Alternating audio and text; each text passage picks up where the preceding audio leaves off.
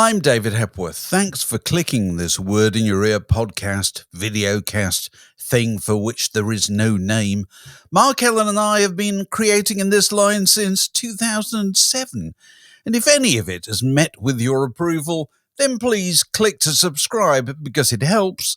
Leave a comment because we like to hear from you, and maybe even consider becoming a Patreon supporter because then, well, you'll be one of us. Visit patreon.com/wordinyour-ear for details.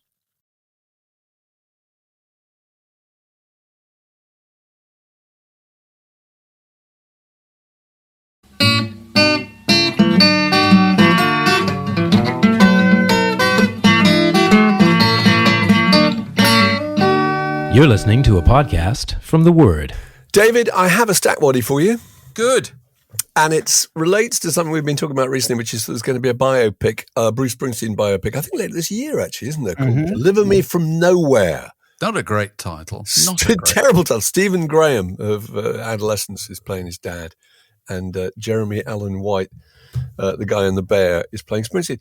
And I just was looking at what other biopics were in production, because it's a richly commercial thing, isn't it? And it's been given an enormous boost by the success of A Complete Unknown. There's one about Kiss being prepared. There's one about Fred Astaire, the Bee Gees, Keith Moon, Jerry Garcia, Boy George, Janis Joplin, Sinatra, Linda Ronstadt, and Billy Joel. All those in the pipeline.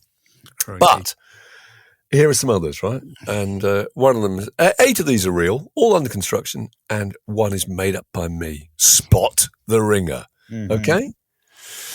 There's a film called Michael, in which the pop culture icon will be played by his nephew, Jafar Jackson. Okay? Be My Baby, Spider-Man No Way Home and Challengers star Zendaya will get to exhibit her range once again when she plays one of the most iconic singers of the 20th century, the late Ronnie Spector. Ding for the word iconic. Yeah, go on. Crazy, the story of the 12-time Grammy winner Willie Nelson, the advocate for social justice and farmers' rights who navigated the challenge of his outlaw country image, financial crises, and the personal toll of his tumultuous love life, which stars his son Lucas Nelson and Matthew McConaughey. Rosetta, about one of the most influential figures of American music history, Sister Rosetta Tharpe. The movie will follow the trailblazing musician as she shatters boundaries and navigates societal restraints while concealing her relationship with the woman she loves. All right? Rapper Lizzo has been tasked with playing Tharpe. 4 to go. Unforgettable, Nat King Cole. The Sing Sing star Coleman Domino in the lead role. Who's That Girl? Madonna with the iconic ding singer herself, set to direct a movie about her life. Ozark and Wolfman actress Julia Garner, reportedly in the lead role as the legendary Queen of Pop. Simple Dream is about Linda Ronstadt. Oh, I've given that away, actually. I've already said there's a Linda Ronstadt one. That's real. Okay, and the last one is Beautiful, about Carole King. Twisters star Daisy Edgar-Jones will play the beloved musician. There you are, Dave. There's 7 biopics that are being made. One of them isn't, actually, but spot which. I think the one that isn't is Willie Nelson. You're absolutely right. Because nobody would make a film about Willie Nelson. They would, because he doesn't really tick any of the boxes. It's got to be young and iconic. I know. That's the thing you've got to be. Preferably a girl, actually. Exactly. Yeah, but I just thought I'd try and make that work, because if you looked at his tumultuous love life and his outlaw country image, and most of it's about smoking dope and not paying tax, which doesn't... It doesn't really work. But anyway, there we go. Well done. You rumbled me. Good work. Okay. So this week, in our case, has been sadly shadow cast over the whole week by the news that our longtime pal and colleague, and I think I can say friend of the pod also, Barry McIlheney, tragically died. When did we receive the news, Mark? Monday night? Was it Monday? I think it was Sunday night, wasn't it? That's right. I think it was on Monday. And we were so thrown by it. Completely unexpected. He'd been living in Spain for 5 years or something like that. And we we had a kind of odd relationship with him latterly because we never saw him, but we always felt he was really near, didn't we? Thanks to WhatsApp as much. We had a WhatsApp group with him and another old pal, and where we just grumble about things and just keep in touch. It was terribly funny, which we did very recently, actually. It only just been 12 days before we heard this awful news, you know. So we felt we hadn't actually seen him for, I think, 8 or 9 years, we worked out. Amazing, really. Yeah, absolutely extraordinary. But, you know, one of those people who's hugely influential in the lives of all the many people who worked with him, you know, when he was editor of Smash Hits from kind of 1986. He was editor of Smash Hits when it was actually at its very height in terms of circulation. Yeah, he was talking about one issue which I think had Yaz on the cover. Yaz one on that the sold cover. 1 million copies. 1 million What copies. a fantastic thing to be able to say you did. And how, wherever he was in the world when he was a public speaker, if there was a pause or he'd run into some kind of difficulty, you know, he'd suddenly say, by the way, did anyone ever read a magazine called Smash Hits? And wherever he was in the world, people put their hands up and want to hear about it. And then subsequently, he was the launch editor of Empire, the film magazine, which is still going to this day, and subsequently in all kinds of managerial editor-in-chief roles. And then latterly, you know, for 10 years, as the chief executive of the PPA, which is the kind of magazine industry body, you know. So, you know, every industry has an organisation of that. Well, kind. And he was the managing director, wasn't he? He was a CEO. Yeah, CEO. Yeah. So it was and so it was Just 17, Select, Q, Mojo. Yeah, well, he moved across all those titles he was involved with. So he crossed the paths of loads of people. And it struck me that he's one of those rare people, and this is very rare actually, that not one single person who met him wasn't really taken with him. You know, I don't remember anybody not liking him. He's one of those people there are certain people who are charming, but you kind of know that they know they're being charming, if you know what I mean. He was not one of them. He was just naturally charming. He had, I think, not much understanding of what it was about him that made him charming, which is what also made him so charming. Incredible. Yeah. And then, you know, prior to all of that, he was, he had a kind of punk rock past, didn't he, as well? He was Well, yeah, when he was, I think, it must have been about 20 or whatever, he joined a band called, or started a band called Shock Treatment in Belfast around the time. And we talked about it on a podcast we did with him, which I should put the link at the end of this, actually, and really well worth seeing. And it was him at the time of Stiff Little Fingers, Rudy, Protex, Pig, Peter Curran's band, Pig, whose stage name was Deadly Pig. Whenever I was with him once when he saw Peter Curran and shouted out, "Deadly Pig!" and Curran shouted out something about, I read it in the Belfast Telegraph. Which was Shock Treatment's single. Shock Treatment's big hit, you know. But we talked to him about it, and what was touching was that he never once tried to shrug off the whole thing as a kind of joke. It's like when we talked to Peter Capaldi recently, who'd also been in a band, hadn't he, you know, for 6 years. That actually Barry had really, really wanted to be successful and wanted to be a rock star. And I really admire him for that. It's so easy to say, yeah, it was just a bit of a joke. He said, no, there was a moment when Stiff Little Fingers, who were their mates, had a hit. And what was it? Suspect Device? I can't remember. They were on Top of the Pops anyway. Yeah. And he said he saw his old friends on Top of the Pops and he thought, now is my moment. And it didn't happen, you know, and he moved off. He then started writing for Hot Press, didn't he? And writing for the Melody Maker was full of stories about the things that happened at the Melody Maker. It was just wonderful. And you and I were talking about this also over the last few days, that men, the way men deal with grief is so different generally, if you could make these generalizations, the way women deal with grief. Women tend to sit down and look at the sensitive part of somebody's character, what they're going to miss, you know. Men just kind of avoid it through humor, by remembering the funny stories. Don't you think? Well, it's funny. I have found. I mean, we've all got the stage of life where we've had to deal with a certain amount of grief, and I don't know about you. You can always remember the phone calls, can't you? I can, from years ago, from decades ago, getting a call out the blue, and you can remember what you were doing when somebody rang to tell you your father had died, or whatever is in various people's different cases. You can always remember that. And you snap into some kind of strange mode where you sort of deal with it, don't you, in some way or another, and if you're obviously, if it's immediate family, there's a huge amount people just have to do and all those things.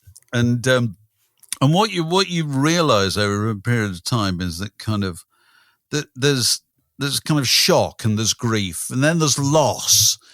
And loss is the thing that only sinks into you over a long, long period of time. I don't know if you find the same thing. It's absolutely true. If somebody dies, you're also caught up with the immediate business of trying to organise a funeral or some kind of memorial or whatever.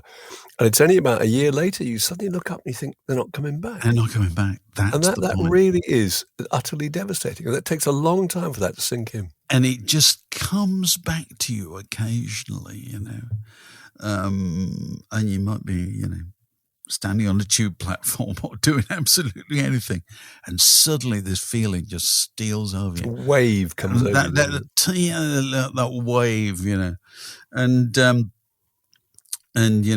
I'm sure it'll be the same. Well, it already has been the same with Barry. That I've felt that. But also you kind of you click into gear to do what you can do, don't you?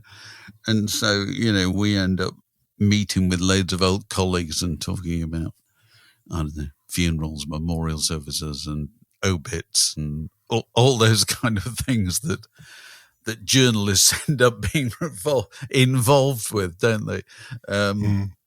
And of course, I had to put, we posted that thing actually the other day, an extract from that old interview we did with Barry. Which is lovely if you haven't seen it. That's just a little bit we took out of that a piece we did 4 years ago, which is him telling the story very briefly of how he had been at Melody Maker and was kind of regarded as a sort of serious journalist, and had a very good relationship with U2 because he'd supported, actually, the Shock Troop had supported U2 at the Dandelion Market in Belfast, so he knew Bono quite well. And then he reappears at the Brit Awards as the editor of Smash Hits. And he's decided that the best way to cover this event is to get any celebrities they can, to get them to draw a duck, and to send the duck to a graphologist. Which Barry then put air quotes around. Air quotes. A word he probably made up. Who was going to analyse their character from their drawing of a duck without knowing who it was. They would say, serious and intense and quite physical and whatever. The answer would be, it's Phil Collins. Yes, he's absolutely spot on. So he describes going up to U2 sitting in the corner of this after show, and they're expecting him to ask about what he said with Melody Maker type questions about how's the new album going, or have you been working with Wim Wenders again recently? He says, chaps, is there any chance you might possibly be able to draw me a duck? This is much funnier in his wonderful Irish brogue. And just the reaction, which is basically why they were then given their Smash Hits nicknames, wasn't it? It was Bobo the Hedge, Adam Clear-Off Clayton. Clear-Off Clayton. Which is approximately what he said. Barry said the other one. And can you imagine having been mates with this guy and on the same circuit in Belfast, and suddenly you're Bobo the Hedge, Adam Clear-Off Clayton, and the other one? Just thought, what's happened to this bloke? So it may seem disrespectful, but it's not, because the truest way to if you knew Barry, to remember Barry is by crying with laughter. It is. Because he just told stories, and he always told stories against himself. He was always the kind of hapless dupe or whatever in the way he told stories. He did that absolutely brilliant. He's an absolute genius. There's a theory, isn't there, that there are 3 points about the construction of an anecdote. Oh, well, there are. They've got to have characters, it's got to have conflict, and it's got to have a resolution. It's three. It's like fairy stories, anything, movies, three. Yeah. It's set up, jeopardy, resolution, and any experience Barry had instinctively look for those 3 points, and then realize how he could turn it into a little story. The other two things to look out for, we must put that link at the bottom actually in this podcast with him, was a story about him having written a rather negative profile for the melody maker of Kevin Rowland. And Kevin Rowland assaulting him in the street about a year later. The way he tells the story is breathtakingly funny, with all the passers-by stopping going, "Go on, son!" It's so good. Because Barry being Barry, he and Kevin Rowland ended up being friends many years later. Exactly. It's just big pals. They're big pals. And another story about how he was interviewing two people for a job on Smash Hits. Old friend of ours called Mike Sutar, and the other one was Jim Moyer. And he said he gave the job to Mike Sutar because Mike Sutar said, "You were the funniest." Jim Moyer, of course, changed his name about 3 or 4 years later to Vic Reeves. And this has now become a pub quiz question, isn't it? Because the beauty of that story is that Vic Reeves became very successful as a comedian, and Mike Sutar became very successful as an editor. So Barry made absolutely the right choice. He did in that case. But no, going back to the humour thing and the kind of response to somebody's death, I do think genuinely, I thought this for some years, that kind of hilarity is very close to grief. It is. And, it's the same kind of feeling that in some people results in floods of tears. In other people, just results in kind of uncontrolled hilarity. Well, both are a form of release. Release, they just are. Yeah. And that's Barry McIlheney. We shall be talking of him. I'm sure at regular points in the future, because he doesn't go away in our minds, and I'm sure he doesn't go away. He certainly doesn't. Other people's as well. I connected with Barry actually. We were talking to him in our WhatsApp group very recently, weren't we, about Graydon Carter's book and how much he was enjoying it. Graydon Carter was the editor of Vanity Fair and Spy, was at Time and Life and all sorts of things. Fantastic character, and had written this beautiful book about the golden age of magazines, which we'd all lived through. And there was a bit in that, Dave, that we were talking about the other day, weren't we, where he lists, when he joined at Vanity Fair, he says Vanity Fair is just full of clichés. All the writers just use these expressions that he can't bear. And he issues this kind of edict, doesn't he? A list of all the things that you're not allowed to use. And they're really interesting. Well, a restaurant was always called a boîte. A book was called a tome. Oh, a tome. A party was a fete. He said people were no longer allowed to chortle or quip. Opine, a banned word. Plethora. Passed away for died. Glitzy, wannabe. Donned. Somebody donned a trilby. Quaffed. An eatery. Calling a restaurant an eatery. Ascribed. Tinseltown. I thought it was just terribly good. And I can remember the same thing. I can remember at Q magazine, I can remember making a speech about, had someone had used the expression sophomore effort. Sophomore album. Sophomore effort, a terrible American expression meaning is your second year, is it, sophomore? Yeah. So your second album, your sophomore, an eponymous sophomore effort, meaning that if you were, I don't know, called The Killers or something, your second album was called The Killers, that would be your eponymous, it was just awful. I can remember banning Stonesy, you couldn't have anything with a Y on the end, Ramones-esque. Oh, very good. That expression, so-and-so on acid. Do you remember that? Can I interrupt? Esque. Yes, you're right. Esque is terrible. Ramones-esque. Yeah. Oh, God. Yeah, and it's like anything on acid. Do you remember it was like the Nolans on acid? Yes. Although Q had my favourite caption ever in Q, which was the thing about Sgt Pepper, and the caption just said, "It's like the Beatles on acid," which I thought was very, really funny. I really hated foisted on an unsuspecting public. And to these ears, do you remember your rock critics always say "to these ears"? To these ears, that's true. So come on, Dave. Recent, new words that are now clichés. There's a particular the internet has been responsible, obviously, for a kind of acceleration in the amount of these irritating things, and expressions like "circle back." These are things that their PRs use. It is when people first started using reach out, was kind of genuinely, I still can't deal with reach out. That was risible. And it's now just absolutely accepted. reach out and circle back and double down, all those kind of things. I note actually Lake Superior State University in the United States has gone gone so far as to publish every year a list of banished words and so or expressions. In 2024, it was examples of some of them. At the end of the day, cringeworthy, riz, side hustle, slay. I mean, that's the other thing people use all the time nowadays. They talk about people killing. They talk about people nailing things, Killing. But the other one that they've got on here on the Lake Superior list, which they should probably have every year because it's, such a perennial and so irritating, is, of course, iconic.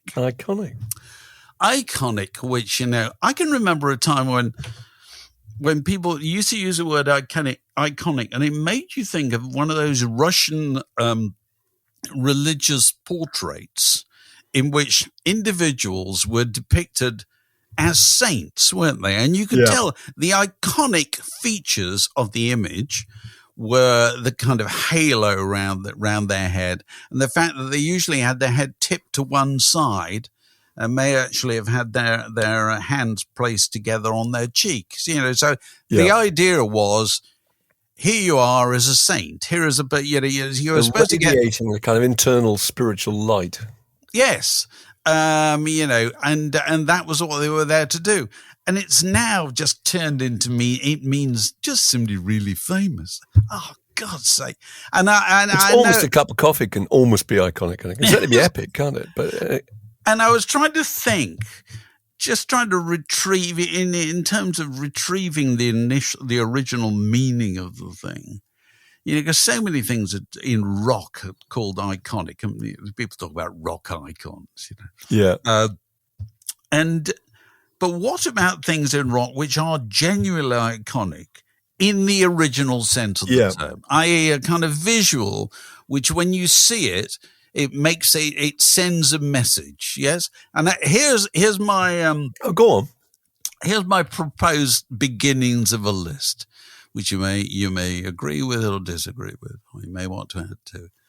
I would say the David Bowie lightning bolt, as seen on the cover of Aladdin Sane. Yeah, that's kind of iconic. It is. If you see that on any face nowadays, you know which association. Yeah, it needs no explanation. You know what point they're making. Yeah. Elvis Presley dancing in Jailhouse Rock, which you may remember, you see him in the shape of a cell. So he's circumscribed. Well, he's got a square around him, and he's wearing prison gear, and he's as if he's trying to break out. His arms are going up and down. Yeah. Yes. I think that pose is iconic. In silhouette, you know exactly who it is. You know exactly what it means. You know what it relates to. Michael Jackson tipping his trilby forward. What's he about to do? He's about to moonwalk. And anybody in the world doing that, people understand that. I would say Madonna in was it a Gautier conical bra? Yeah, the metal pointy bra. Which is a kind of it's kind of absurd extension of femininity into something quite aggressive. I think that sets off those kind of association. I would say the cover of Bruce Springsteen's Born to Run is iconic. It's kind of he's clearly posing. You know what I mean? Again, if somebody did a pastiche of that, you would immediately know A, what it was, and B, why they were doing it. And it's a kind of romantic image of, I want to be a rock and roll star. I'm not a rock and roll star, but I want to be a rock and roll star. Because this is what a rock and roll star looks like. Because at that stage, he wasn't really a rock and roll star. He wanted to be one. And that's why he posed in that fashion. I would say, I don't know who took it. Was it Ray Stevenson? The famous Sex Pistols opening the beer can that's a wonderful picture. To the camera picture where they're all giggling, aren't they? And they're all giggling. A cloud of beer flying towards the camera. And it's just a kind of advert for the joys of mischief. You know what I mean? So, and you could restage it with any band, although they probably wouldn't do it quite as perfectly as they did it. And whoever took it, I think it's Ray Stevenson. Yeah. I think he caught it at just absolutely the perfect moment. I think it's in the National Portrait Gallery. And finally, I would say, although it's a very different thing, and you've mentioned it already, the cover of Sgt Pepper is iconic. So if you do any assembly of, you have a group at the front, and then you have loads of kind of bits and pieces from the faces from the past or the present or fantasy or whatever. That relates to that idea of the world suddenly expanded, you know, which it goes back to your point about acid, I suppose, whatever. You know, suddenly the Beatles, look what's inside our heads. Look at all this stuff. These are the people we admire. These are part of our kind of cultural mix. Yeah. Incredibly important. It's suddenly, it's the idea of a hinterland. Yeah, it is. You know, it's suddenly introduced. Those are good. I'm trying to think something off the top of my head. So, what about the cover of Freewheelin'? Well, yes. Possibly, because cover of Freewheelin', whenever it was, 63 was it? There's an amazing statement, I think, about the idea of kind of these two beatnik kids in love, you know, and there they are arm in arm. Battling against the idea outside world, outside the snow, you know, in Canal Street. It's the idea that they have nothing, but it's great.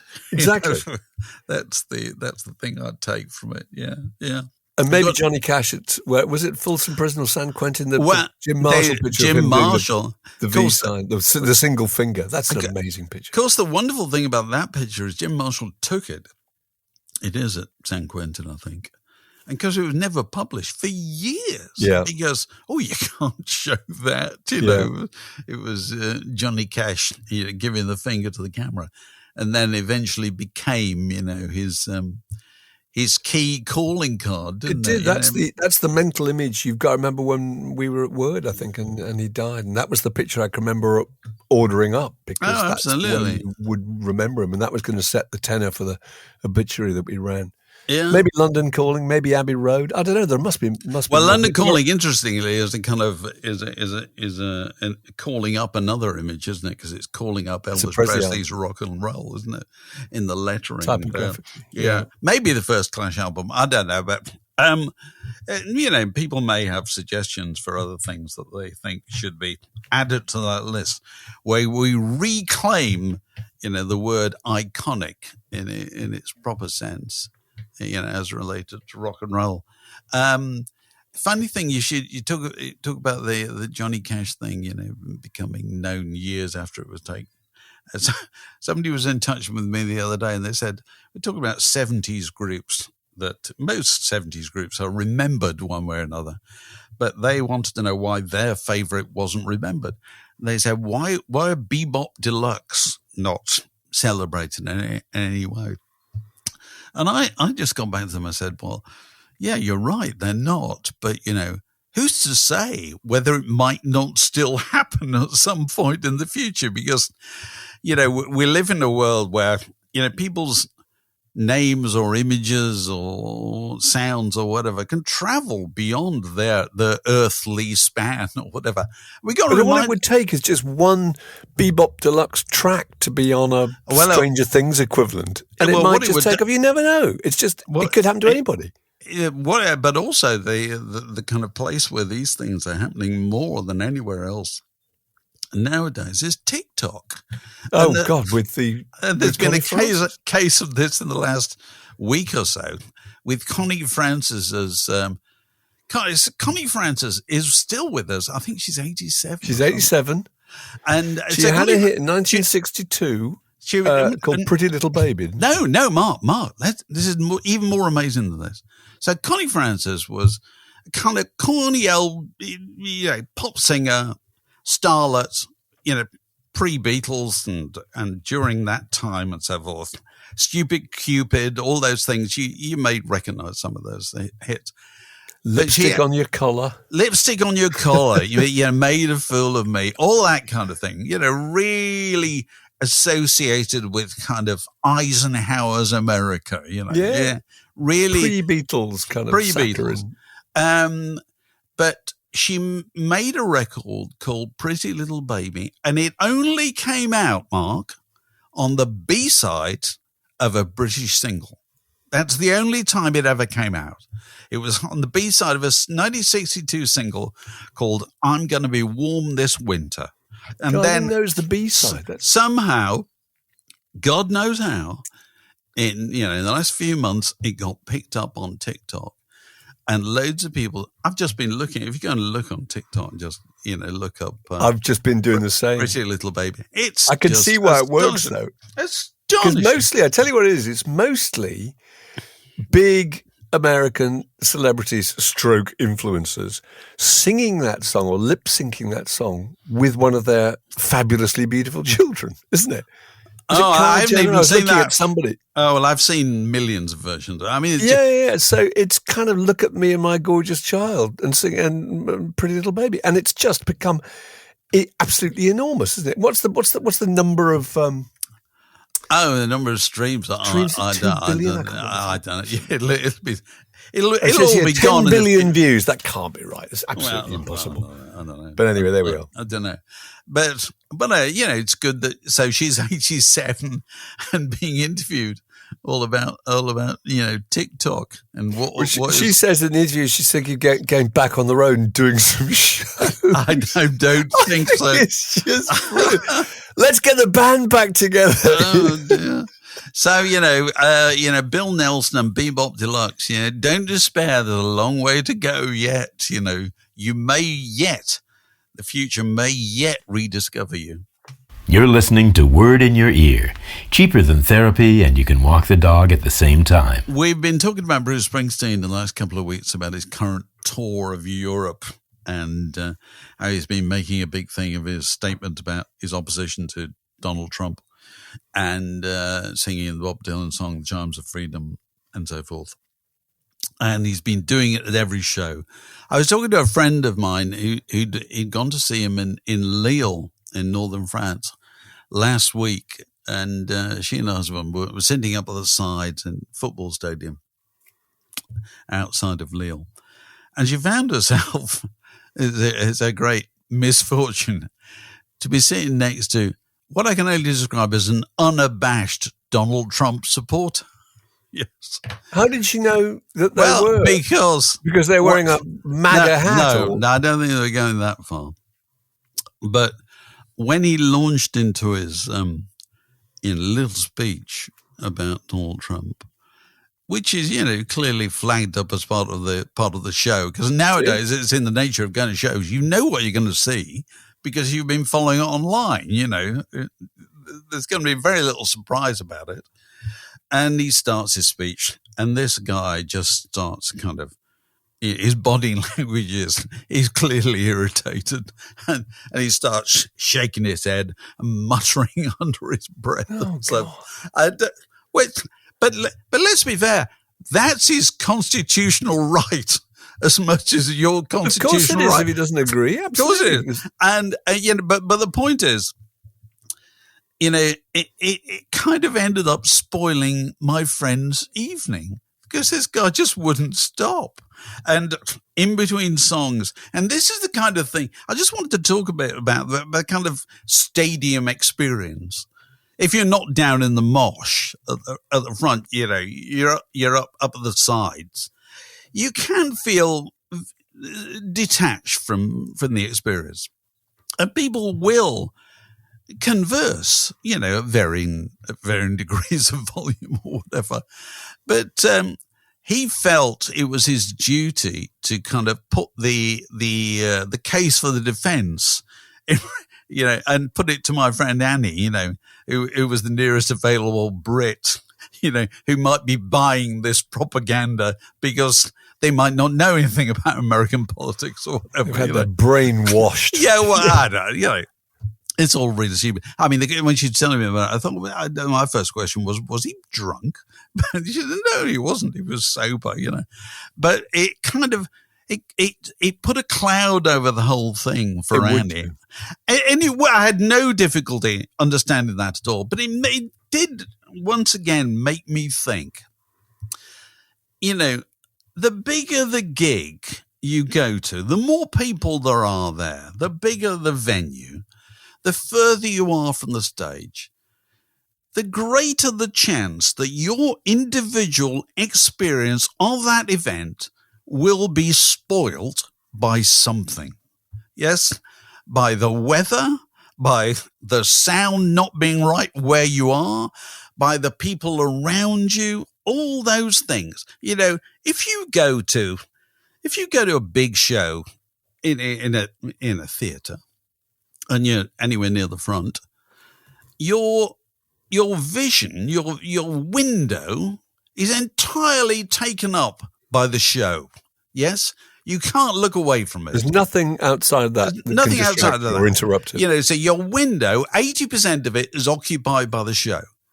If you go to a show in a football stadium outside Lille, 80% of your window is occupied by things that are not the show at all. They're the sky. They're the people. They're that person over there is irritating. The smell of the hamburger stand. The smell of hamburgers. There's where did I park my car? A load of drunk people singing in front of you. How am I going to get back? Woman in a big hat. Yeah. And, you know, it's kind of impossible for that to be overcome, it seems to be, you know, unless you were. Which I think is why a lot of people put all the emphasis on going to those things as being part of an experience, part of a spectacle, and part of a community of people who feel the same way. That's the thrill, as being among 80,000 people who like being at a football match or whatever, you know, to try and make themselves feel better about the fact that they are so far removed from what's actually going on. Yeah. And I just thought, it's going to be interesting if Bruce Springsteen does this when he goes back to the United States, because I think, as we were saying last week, you know, you've no reason to believe that his following is any more likely to vote one way than the other way. No, but he'll have to do it, because if he didn't do it, it looks like chicken out. So badly of him. That he's simply absolutely 100% obliged to do it, which will be very interesting, I think. Yeah.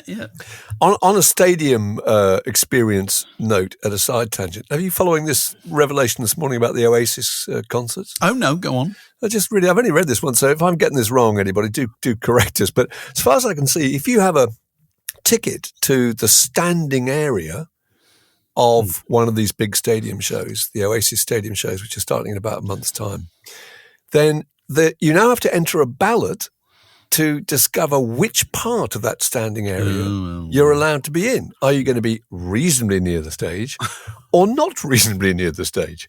So you can only assume from that they must be segregated. Otherwise, there's no point in doing it. So you've got to enter the ballot, and if you don't get to be in the front half, then you're then going to be, unavoidably quite a long way from the stage. And I just thought, this is upset. And this is for security, safety reasons, etc. I understand all that. But in principle, if you have paid the amount of money that these people have paid, and we know that, we've talked about this in podcasts, pass in, then, you know, you're right, is if you really want to be near the stage, in the old days, you would simply get there early and queue up, wouldn't you, and just race up to the front. But that's now been taken away from you. So having paid all that money, you may still only get to be at the back of the standing area. Can you imagine how fed up you'd be? Sorry. Yeah, wouldn't you? I suppose so. It's funny, this thing, because what do they used to call it? Because there was that terrible tragedy at a Who concert, wasn't there, in the States? Oh, yeah, in America. Was it America? Yeah, it was in the States. A number of people died. And it was, did they talk about arena seating or something? They used to call it those days. And so they used to just let people in. Yeah. And they would race towards the front, and that's how people got killed in that particular case. And it's funny, I was thinking about Live Aid the other day. I can remember you and me standing, and this is you don't often get to see this sight, standing in Wembley Stadium overlooking the arena when they let people the doors. When they let people in, and people came in and ran towards the front. But people running, I can remember, with enormous picnic hampers and rugs and quantities of kegs of beer. Well, I don't think they were quite that organised in those days, but they may have had a few things. I went to a very civilised version of this. this must be about 20 years ago now. I went to see James Taylor at a stately home in Norfolk. It was very nice. And it was one of those things where it was a sloping down to a stage summer evening. And of course, the clientele for a James Taylor show were people who like their comforts. And so people took picnic tables. I looked over at the people at the nearby picnic table, and they actually had a candelabra mark on there. There's a candelabra on the I've table. seen that before. Fantastic. It was a good show. Expensive folding for tablecloths. Yeah. It's a good touch, though, isn't it? Yeah, absolutely. So what were you saying about Freddie Mercury's love child? Well, I think this is just an extraordinary story because Leslie Ann Jones, old pal of the podcast, she's been on many times, written a number of very, very good, really engaging, big-selling pop kind of memoirs. And she's got a new one coming. I think it's coming out at the end of this quite soon. It's called Love, Freddie. And it's about Freddie Mercury. And I just think it's one of those amazing examples of the best possible publicity material, as it were, that she's got to base this book on. And basically, the big revelation in the book, which is now already out, beating the drum for its arrival in the autumn, is that Freddie has a daughter who's now 48 and lives in Europe, where she is a medical professional and also a mother. So Freddie is in fact a grandfather, posthumously, and. Jones has said this child, his only child, was conceived accidentally with the wife of one of his closest friends. Oh dear.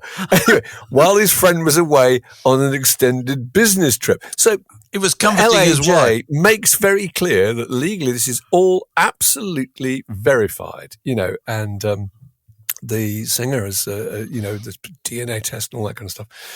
And before he died, he gave her 17 volumes. It's really interesting, actually, because he had a house, he had a room. She lived with her mother and her stepfather, and Freddie had a room in one of their homes, so he would go and visit her. So he was obviously in touch with her, Oh, really? And before he died, he gave her 17 volumes of detailed personal journals, which she has kept secret. She's now handed over to Leslie Ann Jones. Now, that is a pretty fantastic basis for a new book, don't you think? 17 volumes of unpublished writing, plus the revelation that these are owned by the biological daughter of the subject of your book, who is Freddie Mercury. So that, in a sense, is astonishingly surprising. Amazing, isn't it? It is. And yet again continues to make the headlines from beyond the grave, doesn't it? It does. Freddie Mercury. Pretty much more than anybody else. Also, there always it has to be. We started with the deaths column. I suppose we finished with one. Rick Derringer of Hang On. To my mind, will always be Rick Derringer of the McCoys and Hang On Sloopy fame, but a kind of master guitarist and producer who worked with all kinds of people. Worked with Steely Dan.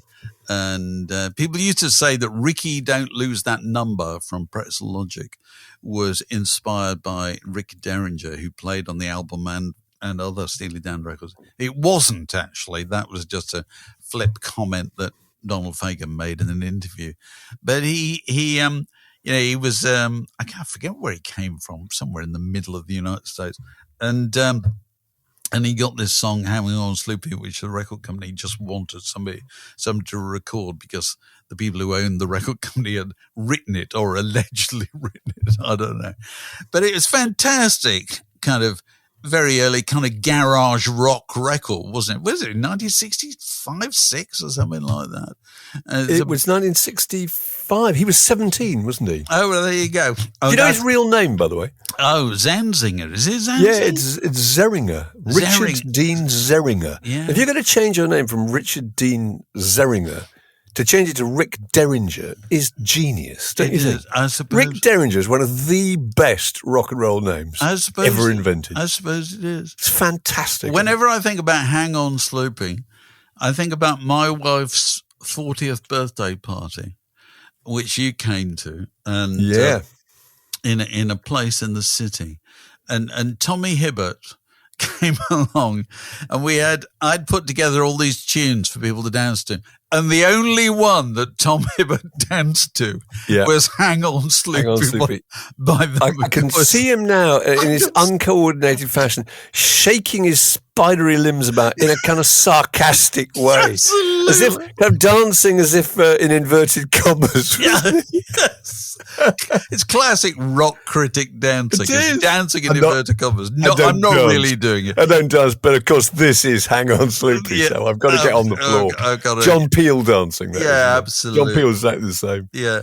So, But it was about the song. Wasn't it about a girl that the wife of one of, I think the wife of Donald Fagen's teacher at college? Wasn't that right? Oh, yeah, well, Ricky Don't Lose That Number was. Yes. Ricky was a female Ricky, yes, who he'd been to college with famously at, we've talked about this, but Becker and Fagen met at Bard College, didn't they? Yeah. Which was a bit of a Dartington Hall equivalent in the United States.